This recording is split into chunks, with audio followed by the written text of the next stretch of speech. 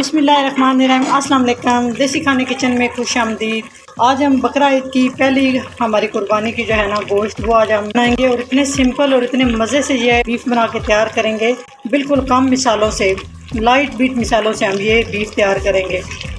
तो टेस्ट में ये बहुत ही मज़े का बनता है। हम कुर्बानी के गोश्त की पहली हांडी बनाएंगे तो इतने आसान तरीके से बनाएंगे कि आप इसको बनाएंगे और 1000 दफ़ा आपका दिल करेगा इसको बनाने को। इतने आसान तरीके से हम बनाएंगे। यहाँ पे गोश्त ले लिए मैंने 3 किलो के करीब। तो अच्छे से इसको कट कर लिया है छोटे छोटे पीस में। आप देख सकते हैं इस तरह छोटी छोटी बोटी में ना कट की। इस तरह से खाने में भी मज़ा आता है। धो लिया है तो चलिए बनाना स्टार्ट करते हैं। कुकर ले लिया। आप चाहे तो इसको मिट्टी की हांडी में ज़्यादा मज़ा आता है, मिट्टी की हांडी में बनाए, लेकिन इस टाइम मेरे पास मिट्टी की हांडी नहीं है तो मैं इसको प्रेशर कुकर में बना रही हूँ। आप वैसे भी इसको ना नॉर्मल किसी पतीले में या किसी कढ़ाई में बना सकते हैं। तो सारा गोश्त हम इस प्रेशर कुकर में ऐड करेंगे।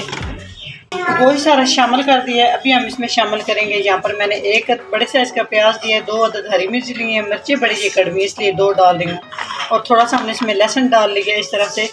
ये सारी चीज़ें शामिल करेंगे। और हम इसमें नमक शामिल करेंगे, तो साथ ही हम इसमें हल्दी शामिल कर देंगे। तकरीबन 1 टीस्पून के करीब हमने इससे हल्दी शामिल की है।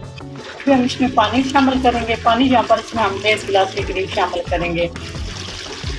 बस इतना ही मैं इसमें ना मसाले शामिल करूँगी। अगर बाद में ज़रूरत पड़े तो हम इसमें थोड़ी सी काली मिर्च शामिल करेंगे। अभी हम इसको वेट लगाएंगे। वेट लगाने के बाद चूल्हा ऑन करेंगे और तकरीबन हम गोश्त को ना गलने के लिए आधे घंटे के लिए छोड़ देंगे। पहले आपने जब प्रेशर कुकर आप लगाएंगे तो 10 मिनट आंच आपने फुल रखनी है। जब सीटी बजना शुरू हो जाए तो आंच आपने मीडियम टू लो कर देनी। मीडियम टू लो पे हम आधे घंटे के लिए इसको लगाएंगे। टोटल ये आधा घंटा बनता है। तो चलिए आधे घंटे के बाद नेक्स्ट स्टेप की तरफ चलेंगे। हो चुके हैं, अभी चेक कर लेते हैं, वेट उतारेंगे। माशाल्लाह आप देख सकते हैं बहुत ही ज़बरदस्त तरीके से बीफ जो है ना गल चुका है। जी तो माशाल्लाह बहुत ही ज़बरदस्त, ये देखें गल चुके। इस तरह से गला हुआ तो बहुत ही टेस्टी लगता है, बहुत मज़े का लगता है ना। आपके मैदे में फिर ये आपको खाने से डिस्टर्ब करेगा। तो अभी हम इसको भून लेते हैं। अभी इसके नीचे जो है ना आपको देख रहे हैं यकीन नज़र आ रही है। अभी हम इसको ना भून लेंगे कुछ थोड़े से मसाले डाल के।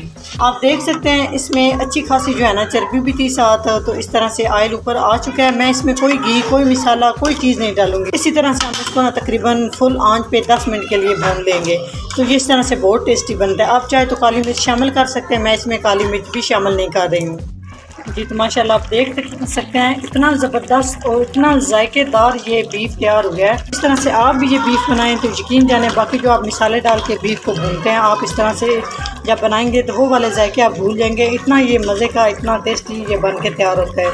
ये देखें माशाल्लाह से। अगर मेरी ये रेसिपी अच्छी लगे तो लाइक एंड शेयर कीजिएगा। चैनल को सब्सक्राइब नहीं किया तो प्लीज़ चैनल को सब्सक्राइब करें और बेल आइकन लाजमी प्रेस करें। इससे मेरी हर नई आने वाली वीडियो आप सबसे पहले देख सकेंगे। तो इंशाल्लाह ताला एक नई रेसिपी के साथ हाज़िर होंगे। तब तक के लिए अल्लाह हाफिज़।